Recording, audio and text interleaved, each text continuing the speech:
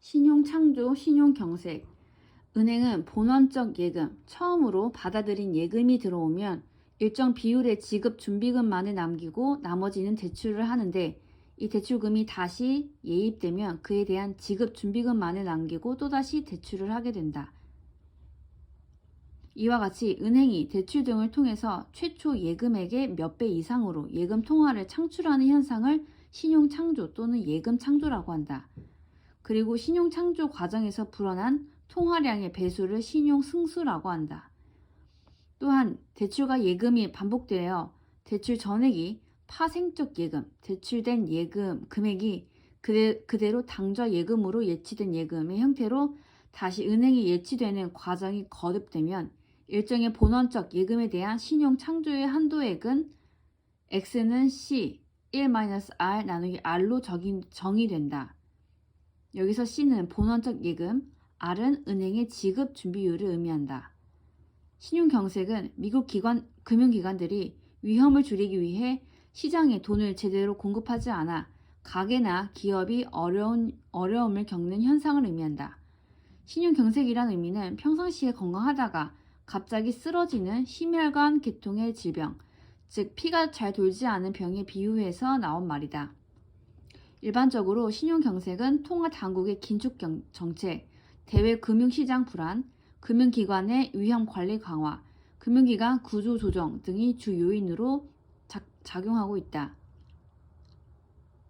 우리나라는 IMF 외환위기 전후 1999년 대우그룹 파산, 2004년 신용카드 위기 발생 시 신용경색을 경험한 바가 있으며 2007년 미국 서브프라임 모기지론 위기와 2008년 리먼 브라더스 파산 등 글로벌 금융시장의 혼란으로 국내 금융시장도 영향을 받은 바 있다.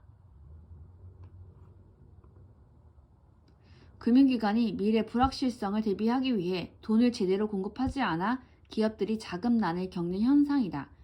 신용경색이 나타나며 기업들은 자금 부족으로 인해 정상적인 경영이 어려워지고 무역업체들도 수출입 활동에 큰 제약을 받게 된다.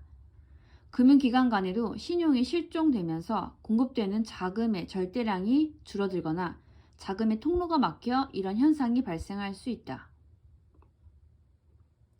금융기관들이 미래의 불확실성을 우려하여 금고에 돈을 쌓아둔 채 풀지 않아 시중에 자금이 유통되지 않는 현상을 말한다.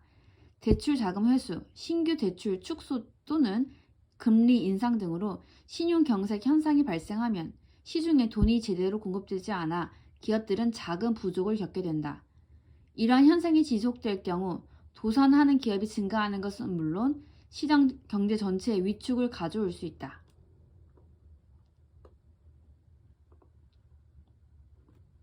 금융기관에서 돈이 제대로 공급되지 않아 기업들이 어려움을 겪는 현상, 신용경색 현상이 발생하면 기업들은 자금 부족으로 인해 정상적인 경영이 어려워지고 무역업체들도 수출입 활동에 큰 제약을 받게 된다. 신용경색은 금융시장에 공급된 자금의 절대량이 적거나 자금의 통로가 막혔을 때 발생한다. 특히 돈의 통로가 막혀 발생하는 신용경색은 치유하기가 어렵다. 이는 금융시장 존립 근거인 신용의 실종을 뜻하기 때문이다. 우리나라의 경우도 IMF 이후 극심한 신용경색으로 인해 상당수의 기업들이 도산한 경험이 있다.